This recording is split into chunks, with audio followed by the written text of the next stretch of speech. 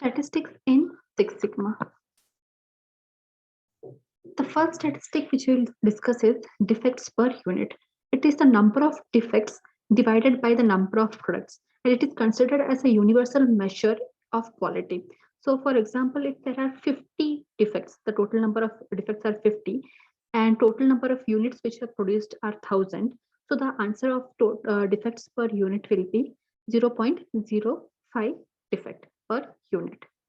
So, that's the formula for defects per unit. Next is total opportunities.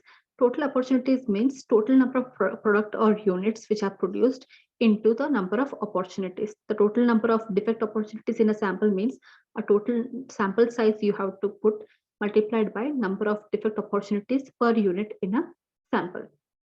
Defects per opportunity. So it is commonly known as DPO. It gives a proper context on how often an error is occurring within a process, and it is a ratio calculation. So using this calculation, DPO gives a ratio between the total number of defects divided by the total number of possible opportunities. So it's a ratio, total number of defects divided by total number of possible opportunities. Next is the defects per million opportunities, DPMO. It is the number of defects in a sample divided by the number of defects divided by the total number of defect opportunities and multiplied by 1 million. DPMO standardizes the number of defects at the opportunity level, and it is useful because you can compare the processes within different complexities. So this is the formula for DPMO, the total number of defects found in a sample, the total number of defect opportunities in the sample, that is the total sample size, into 1 million. This is a 6 sigma level. You can see in 6 sigma level, this is 1 sigma, 2, 3 sigma, 4 sigma, 5 sigma, and 6 sigma. In 6 sigma level, you can see 3.4 is the defects per million opportunity, which means what? If you have 1 million products with which are being produced, out of that 1 million products, 3.4 products will be defective. So that's the 6 sigma level when it comes to DPMO. Data. There are qualitative data and quantitative data. In qualitative data, you can divide it as nominal, ordinal, or binary. What is nominal? The variables with no inherent order or ranking or sequence. For example, gender, race, etc. You can't rank genders, you can't rank race, etc. Next is ordinal, variables with an ordered series. For example, blood group, performance level, etc. So blood groups, there is an order: A negative, A positive, B negative, B positive. So that's a certain order in blood group. It is not rank, and there is no sequence, but there is an order at place. And order doesn't have a value attached to it. So that is an ordinal variable. Binary means variables with only two options, either yes or no, pass or fail. So that's the binary options of data. Quantitative means the data should be either discrete data or continuous data. When discrete data means the information can, discrete data is the information that can be categorized into a classification, and it is based on counts. And it is based on counts means you can't use decimal points here. Discrete data will not come with decimal points. Its finite number of values is possible, and the values cannot be subdivided meaningfully. So number of parts damaged in a shipment, it can be 1, 2, 3, so much of number, but you cannot say 1.5 parts were damaged in a shipment. You have to give a discrete value to it. When it comes to continuous data is the information that can be measured on a continuum or scale. Continuum means there is no break. Continuous data can be almost any numerical value and can be meaningfully subdivided into finer and finer increments. For example, length, size, width. So it only after 1, 2 will come. Only after 2, 3 will come. So there is a continuity in the data. You can't directly jump to 2. When you are discussing the rank, you can't directly jump to third rank, fourth rank. You have to discuss from first rank, second rank, third rank, like that.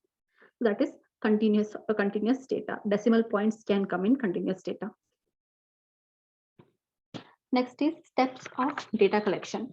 First step is you have to make the predictions. So in making prediction, for example, let's predict that more people are going to be born in 2021. Then you have to write the questionnaire. The second step of data collection is writing the questionnaire. So when people are born, you will make a questionnaire that what gender are you? When what was the date of birth, etc. So this is asking question and recording it. So that's a questionnaire. Then collecting data. Collecting a data collection sheet means you are tabulating the data into gender, into birth month, birth time, etc. Whatever you want to collect. Next is making results and tables. That is a tabulation of data. It will have rows and columns. Then drawing graph.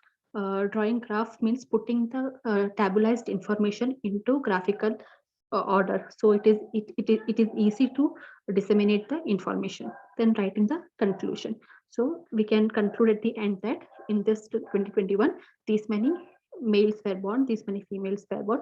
Most of the births took place in the month of January, February, or so on. So we can derive conclusions with the data which we have collected. So these are the 6 steps of data collection. Methods of data collection, it can be either observation, interviewing, questionnaire, or database which is readily available. Sampling methods and sampling technique. So there are two major sampling techniques: probability sampling and non-probability sampling. In probability sampling, everyone has an equal chance of being selected, and the chance of getting selected is known. We know that everyone has a chance, and there is no bias in the selection. When it comes to non-probability or random sampling or non-random sampling, everyone do not have an equal chance of being selected.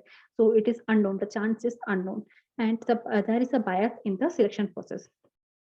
And usually the researchers will prefer, wherever possible, probability sampling is preferred more than non-probability sampling. And amongst the probability sampling methods, simple random sampling method is the most commonly chosen random sampling method. So these are the various types of sampling methods: simple random sampling, systemic sampling, stratified sampling, cluster sampling, area sampling, multi-stage sampling. Under probability sampling, under non-probability sampling, judgment sampling, convenience sampling, quota sampling, panel sampling, and snowball sampling. Next statistics is using the mean, median, mode, and range.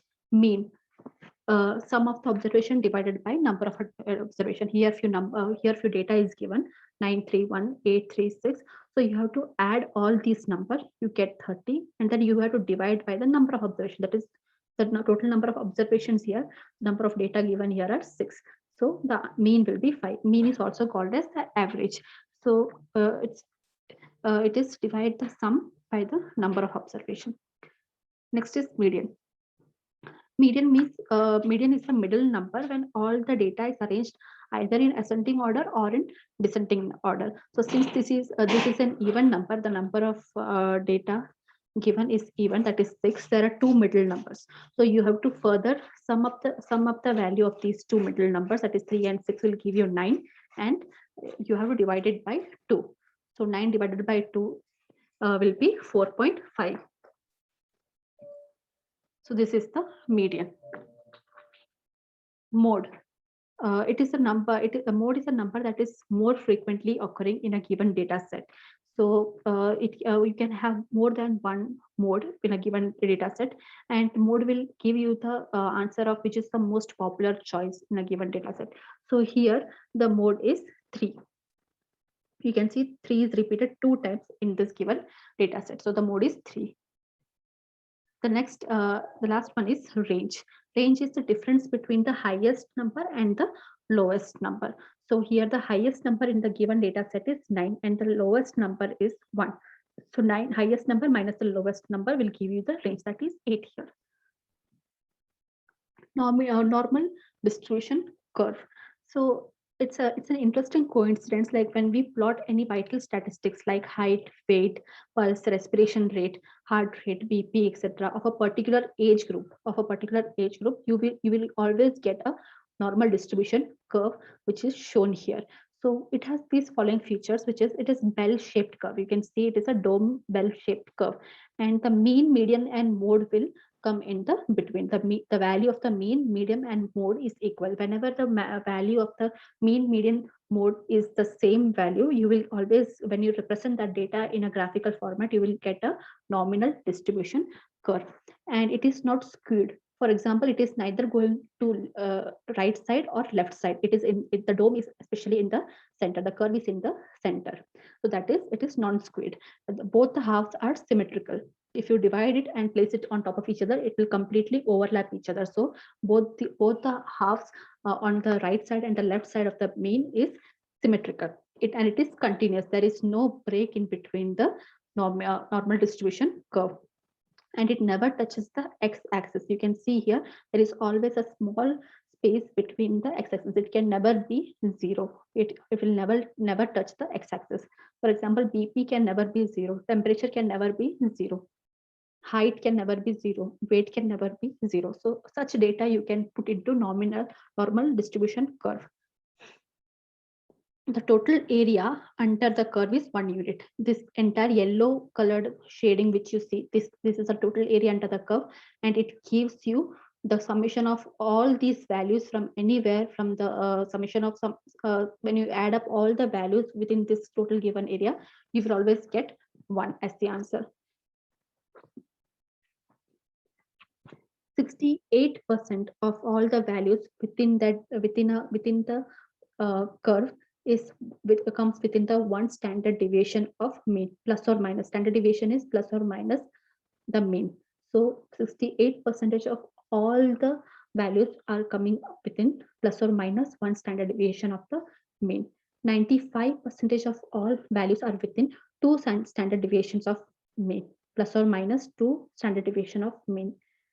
And 99.7% of all values are between 3 standard deviation of mean, plus or minus 3 standard deviation of mean. So this can be plotted like this. What standard deviation means is, when a process has 1 sigma, so process is following 1 sigma method, so it will give you only 68% of defect free products or services. If the process has two sigma, it's a 2 sigma process, it will give you 95% of defect free and error free products or services. When you go to 3 standard deviation, that is 3 sigma processes, you will the result of your manufacturing or service would be 99.7% defect free and error free products and services. Thank you.